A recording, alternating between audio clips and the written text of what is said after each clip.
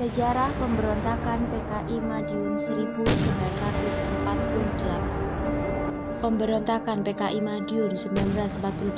Sejarah, latar belakang, dan tujuan pemberontakan PKI Madiun terjadi pada 18 September 1948 yang bertujuan untuk menggulingkan pemerintahan Indonesia dan mengganti landasan negara.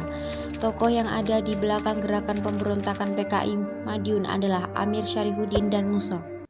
Latar belakang pemberontakan PKI Madiun: yang pertama, jatuhnya kabinet Amir Syarifuddin akibat persetujuan perjanjian Renville yang sangat merugikan Republik Indonesia. Pasca turunnya Amir Syarifuddin dari Perdana Menteri, ia kemudian mendirikan Front Demokrasi Rakyat (FDR) yang bekerja sama. 2. Kedekatan Amir Syarifuddin dan Musom yang memiliki cita-cita menyebarkan ideologi komunisme. 3. Munculnya propaganda rekonstruksi dan rasionalisme militer (RERA) pada kabinet Hatta, yaitu mengembalikan 100.000 tentara menjadi rakyat biasa untuk penghematan biaya. Tujuan pemberontakan PKI Madiun. Pemberontakan PKI Madiun bertujuan untuk membentuk negara Republik Indonesia Soviet, mengganti dasar negara Pancasila dengan komunisme, mengajak petani dan buruh untuk melakukan pemberontakan. Sejarah pemberontakan PKI Madiun. PKI Madiun tidak terlepas dari jatuhnya kabinet Amir Syarifuddin akibat kesepakatan perjanjian Renville pada 1948. Dari perjanjian Renville, wilayah Republik Indonesia yang diakui Belanda hanya Yogyakarta, Jawa Tengah, dan Sumatera. Karena hal inilah kabinet Amir Syarifuddin dilengsarkan dan digantikan Wakil Presiden Muhammad Hatta. Amir Syarifuddin yang tidak sejalan dengan kabinet Hatta membentuk Front Demokrasi Rakyat (FDR) pada 28 Juni 1948.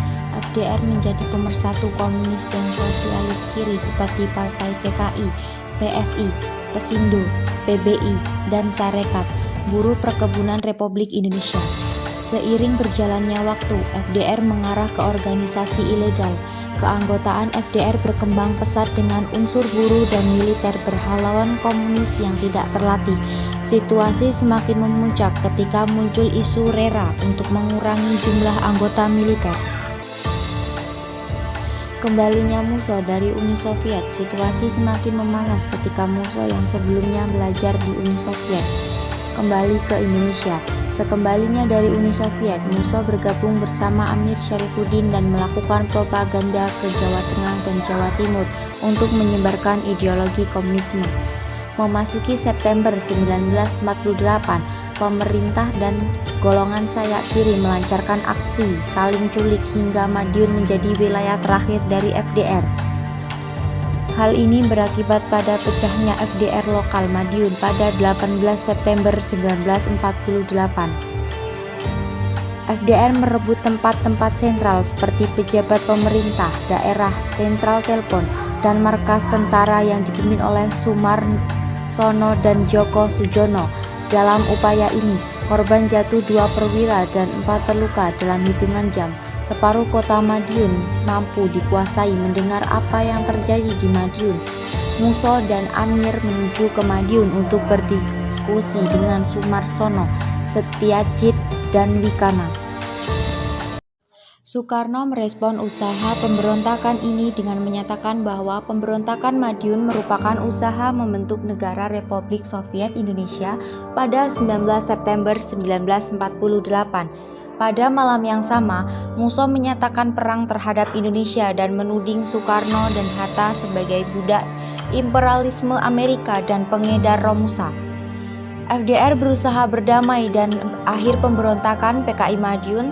Tampaknya beberapa pemimpin FDR tidak sejalan dengan gerakan Musa dan bersedia berdamai dengan pemerintah Indonesia. Namun, keadaan ini justru dimanfaatkan pemerintah untuk menghilangkan sayap kiri di Indonesia. Soekarno mengirim pasukan Siliwangi untuk menguasai Madiun.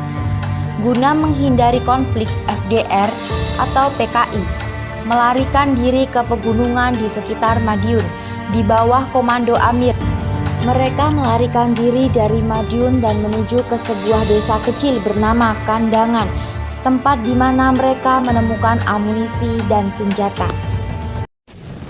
Akan tetapi, desa tersebut telah diduduki oleh Batalion Divisi Sungkono pada 28 Oktober 1948. Pemerintah menangkap 1.500 orang. Musso berhasil ditembak mati pada 31 Oktober 1948 ketika sedang bersembunyi di kamar kecil.